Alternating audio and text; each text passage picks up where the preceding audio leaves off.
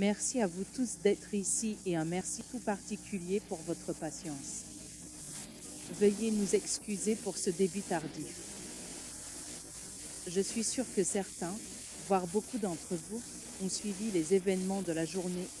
Comme vous pouvez le constater, la journée a été très chargée avec une série de réunions, ce qui, malheureusement, a rendu un peu difficile le respect du planning ambitieux que nous nous étions fixés pour avoir cet échange. Cependant, encore une fois, je vous remercie tous de votre patience et d'avoir été aussi compréhensifs. Je pense que tout cela était vraiment nécessaire et que toutes les réunions que nous avons eues aujourd'hui ont été très utiles et fructueuses.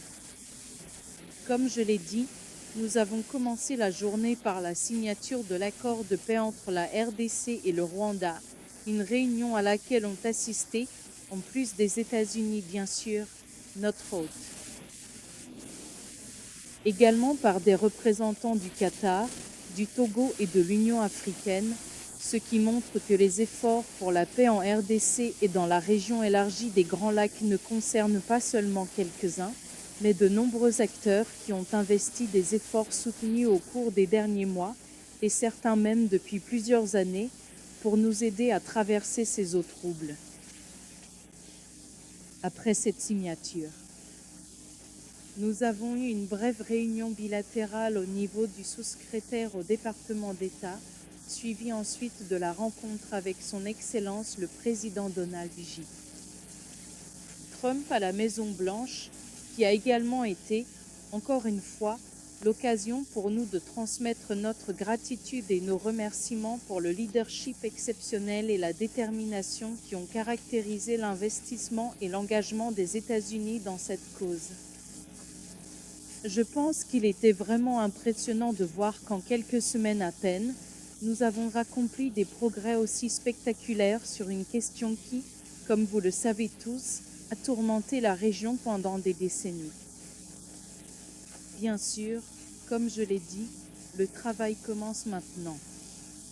Nous avons signé un accord, nous nous sommes engagés à atteindre des objectifs ambitieux, à des buts élevés. Mais la véritable épreuve sera, bien sûr, lorsque les choses sérieuses commenceront et que nous devrons mettre en œuvre cet accord et veiller à respecter nos engagements respectifs. Donc, je pense que c'est la prochaine étape vers laquelle nous nous tournons. Et, bien sûr, comme je l'ai dit, la RDC, le pays qui a le plus souffert. Le pays dont les citoyens ont le plus souffert est plus que jamais déterminé à tenir sa part de cet accord. Cela étant dit, j'ai hâte d'entendre vos questions et d'avoir une conversation fructueuse avec vous.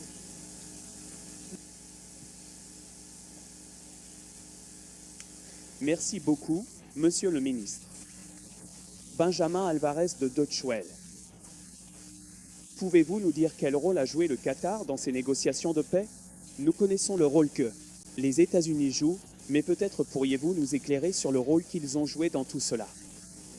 Merci beaucoup.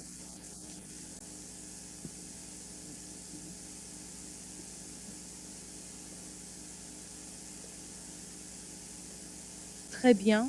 Tout d'abord, merci beaucoup pour ces questions et je vais commencer par la première, qui est tout à fait légitime. Il y a bien sûr beaucoup de curiosité, beaucoup d'attentes, surtout de la part de nos compatriotes qui vivent encore sous occupation en ce moment. Alors, tout d'abord, quand l'accord sera-t-il mis en œuvre? L'accord entre en vigueur dès sa signature. Je pense donc qu'il est très important de dire que le travail commence maintenant, il a vraiment commencé dès à présent. Nous ne parlons donc pas d'un accord qui doit être mis en œuvre ou entrer en vigueur à une date indéterminée. Les obligations commencent au moment où les signatures ont été apposées sur le document.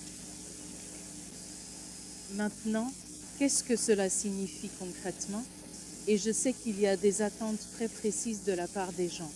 L'accord est vaste et couvre de nombreux sujets, mais je sais que beaucoup d'attention et d'intérêt se portent sur la présence de forces armées étrangères en RDC, y compris ou pour la plupart, je pense qu'il est important ici de revenir à ce que dit réellement l'accord. L'accord fait référence au CONOP, le concept d'opération, un document qui a été adopté dans le cadre du processus de Kigali, qui comporte 2 grands piliers et 2 principales obligations, si vous voulez, pour la RDC et pour le Rwanda. Des obligations qui reposent en fait sur la reconnaissance mutuelle des préoccupations sécuritaires que chaque pays a. Notre préoccupation sécuritaire, bien sûr, c'est le respect de notre intégrité territoriale et le respect de notre souveraineté. Et cela se traduit par notre attente de voir les troupes rwandaises retourner au Rwanda et quitter la RDC. La préoccupation sécuritaire du Rwanda, dans le contexte du CONOP, était la question, ou reste la question, des FDLR et de leur neutralisation. Donc, l'accord est très clair à ce sujet. En ce qui concerne la question des troupes rwandaises et concernant leur présence en RDC, nous parlons d'un désengagement, comme le Rwanda l'appelle, la levée de ces mesures défensives qui doit être mise en œuvre dans le cadre du CONOP. Le CONOP prévoit, dans une approche séquentielle, le retrait des troupes ainsi que des opérations et des efforts en vue de la neutralisation des FDLR. Donc encore une fois, comme je l'ai dit, l'accord ou l'entente entre en vigueur dès sa signature. Et il y a des mécanismes mis en place et prévus par cet accord précisément pour s'assurer que les actes suivent les paroles qui ont été prononcées. Ainsi, différents mécanismes seront rapidement mis en place pour s'assurer que le Rwanda et la RDC, mais aussi les pays accompagnateurs et les facilitateurs, soient tous impliqués afin que chacun soit tenu responsable de la mise en œuvre de ce CONOP et plus concrètement du retrait des troupes ainsi que de la neutralisation des FDLR. La deuxième question concerne la compréhension exacte de ce que dit l'accord. Donc, il y a une bonne nouvelle et cela était bien sûr attendu. L'accord a été publié sur le site du département d'État. Je pense que dans les prochains jours, tout le monde va révéler son propre style d'analyse des accords de paix et nous aurons toutes sortes d'interprétations de l'accord. Mais je pense que c'est un aspect clé pour s'assurer que, même si les processus de paix exigent parfois un certain niveau de discrétion et n'offrent pas la transparence que certains attendent, il est bien sûr important, lorsqu'ils aboutissent, de veiller à ce qu'il y ait de la clarté sur les engagements pris par les parties. Et c'est aussi un aspect essentiel pour que chacun puisse rendre des comptes. On ne peut pas demander des comptes si ce à quoi on s'est engagé reste secret. Donc, bien sûr, je pense qu'il y a, tout d'abord, l'opportunité de lire exactement ce que dit cet accord et les différents aspects qu'il couvre. Mais oui, pour donner un aperçu général, c'est un accord qui aborde des questions clés et des préoccupations majeures qui ont émergé. La question de la sécurité et du désengagement des forces, ainsi que la neutralisation des FDLR, est un point que j'ai mentionné. Il s'agit aussi de s'assurer que les engagements sont assurés, car des mécanismes ont été mis en place.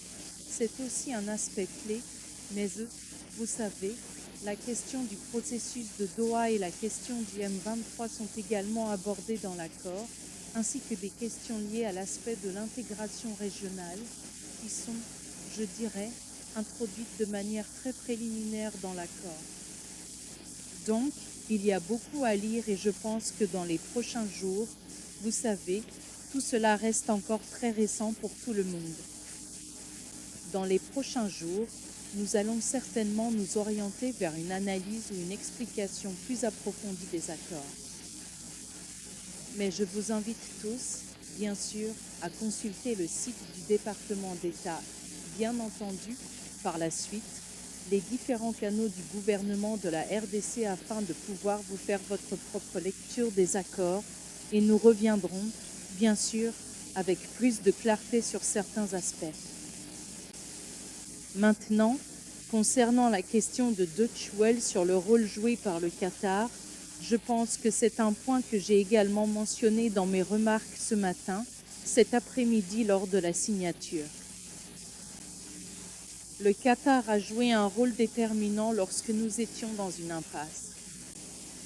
Nous étions arrivés à un point où nous avions eu une série de réunions, parfois difficiles, mais néanmoins fructueuses dans le cadre du processus de Luanda. Nous étions arrivés à un point où nous étions très proches de la signature d'un accord, puis il y a eu une rupture des discussions, suivie d'une détérioration dramatique, mais vraiment dramatique et rapide de la situation sécuritaire et surtout de la situation humanitaire, en particulier dans les provinces du Nord Kivu et du Sud Kivu. Donc, en très peu de temps, la situation a complètement changé et cela a en fait mené, si vous voulez, à une impasse et à une incapacité, malheureusement, de nombreux acteurs qui avaient tenté de rapprocher les deux dirigeants à réellement, vous savez, déclencher ou raviver le dialogue. C'est là que le Qatar a joué un rôle très important en veillant à ce qu'une plateforme propice à un nouvel engagement au plus haut niveau soit créée. Ils ont utilisé leur accès et leurs canaux auprès des deux chefs d'État pour que cela se produise, ce qui a constitué un tournant significatif dans la situation. Au-delà de cela, le Qatar s'est montré très engagé et a joué un rôle clé dans les discussions entre le gouvernement congolais et l'AFC M23, car nous sommes conscients du fait que la situation sécuritaire dans l'est de la RDC est très complexe. C'est une situation qui s'étend au-delà de la frontière de notre pays et qui est liée à nos relations bilatérales avec le Rwanda. C'est une question que nous espérons désormais avoir réglée grâce à l'accord. Mais il y a aussi d'autres dynamiques, comme la présence et l'activisme du M23, qui devaient également être abordés. Et c'est là que le Qatar est resté engagé dans ses efforts pour contribuer à une solution durable à la crise, en créant et en fournissant un format et un cadre permettant à ces discussions d'avoir lieu. Ce processus est toujours en cours, mais nous sommes également très confiants que la signature d'aujourd'hui nous donne l'élan et l'attraction nécessaires pour nous assurer d'atteindre la ligne d'arrivée dans cet autre processus. Merci. Le même sens et est tout aussi pertinente, c'est que ce n'est absolument pas la première fois que le Rwanda et la République démocratique du Congo signent un accord et s'engagent aussi à contribuer activement à des mécanismes de paix et de sécurité. Encore une fois, qu'est-ce qui est fondamentalement différent cette fois-ci, qui pourrait garantir une meilleure application? Donc, je vais simplement fusionner ces deux questions importantes et y répondre ensemble de manière exhaustive. Je pense que nous avons eu une réunion très fructueuse à la Maison-Blanche aujourd'hui et je crois qu'il était à nouveau très clair, à travers l'engagement démontré par les États-Unis d'Amérique tout au long de ce processus, qu'une des grandes différences avec cet accord, c'est que nous avons un facilitateur, une partie qui porte cet accord, qui est aussi déterminée à le voir se concrétiser et à nous demander des comptes. Donc, bien sûr, la question se pose, et il est tout à fait légitime du point de vue congolais de demander ce qui se passera si l'accord est violé par le Rwanda. Mais encore une fois, c'est un accord contraignant pour toutes les parties prenantes, y compris pour la RDC. Nous serons donc tous tenus au même standard. Et je pense que c'est très important, et c'était aussi l'un de mes messages clés au président Donald J. Trump aujourd'hui à la Maison-Blanche. Tout d'abord, merci et félicitations d'avoir rendu cela possible. Mais ensuite, s'il vous plaît, restez engagés, car c'est précisément cette dynamique politique qui est nécessaire pour que nous soyons tous tenus responsables. C'est peut-être la ligne des différences que nous avons. Dans cet accord, il y a un pays qui a décidé de mettre tout le poids de son appareil diplomatique pour s'assurer que l'accord produise des résultats concrets. L'autre aspect concerne également le fait que, dans les différents mécanismes prévus pour être mis en place, il ne s'agit pas de mécanismes qui concerneront uniquement la RDC et le Rwanda, mais qui intègre en réalité la participation d'autres parties prenantes, y compris les États-Unis d'Amérique ainsi que l'Union africaine.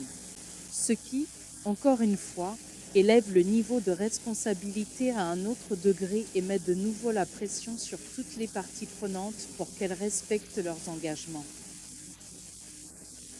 Il y a ensuite une question concernant les accords économiques, et justement, nous n'avons pas parlé d'accords économiques aujourd'hui parce que l'accord de paix ne prévoit pas ou ne contient pas de dispositions économiques ou minières.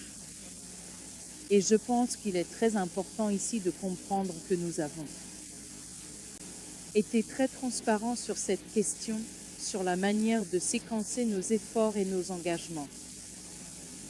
Nous ne pouvons pas espérer une paix durable, ni des perspectives économiques prometteuses, si les questions clés de l'intégrité territoriale, de la protection des civils, de l'accès humanitaire et du retour de l'autorité légitime de l'État ne sont pas traitées. Ce n'est pas un environnement viable pour quelque investissement économique que ce soit, ni pour aucun accord économique. Il est donc important de comprendre également qu'il y a ici un enchaînement très clair et délibéré. Nous nous concentrons d'abord sur le rétablissement de l'autorité de l'État. Nous nous concentrons d'abord sur la cessation des hostilités.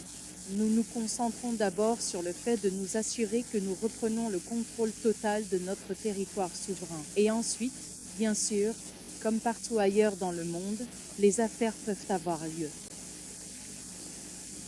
Des contrats ou accords économiques peuvent être signés. Mais avant tout, il faut s'assurer que ces aspects sont pris en compte et se concrétisent. Et je pense qu'il est très important ici de souligner que l'intégration économique régionale a toujours été un moteur dans l'approche régionale du président Félix Antoine Tshisekedi en matière de paix et de stabilité dans la région des Grands Lacs, pas seulement avec le Rwanda mais avec tous nos voisins. Sa première priorité, lorsqu'il a été élu en 2018 et qu'il a pris ses fonctions en 2019, était de s'assurer que nous construisions des relations solides avec tous nos pays voisins, notamment à travers l'intégration économique, à travers l'intégration stratégique.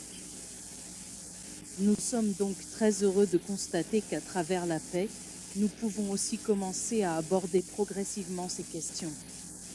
Bien sûr, nous devons être conscients des réalités sur le terrain. Nous devons en être conscients. Nous devons être conscients des sensibilités sur le terrain et certaines choses prendront plus de temps car il faut rétablir un minimum de confiance avant de passer aux affaires. Ainsi, nous verrons que ces efforts vers l'intégration économique régionale commenceront aussi à prendre forme parallèlement au suivi de la mise en œuvre de l'accord de paix lui-même, et je crois que nous l'avons déjà vu ailleurs. C'est une recette éprouvée pour surmonter durablement les conflits, intégrer les marchés, rapprocher les populations. Mais bien sûr, cela ne peut se faire sans reconnaître la dimension humaine qui est au cœur de la concrétisation de cette vision. Donc, comme je l'ai dit, nous nous concentrons avant tout sur l'accord de paix qui posera les bases de tout accord économique à venir. Et cela inclut des accords économiques au niveau régional, mais aussi au niveau bilatéral, y compris avec des partenaires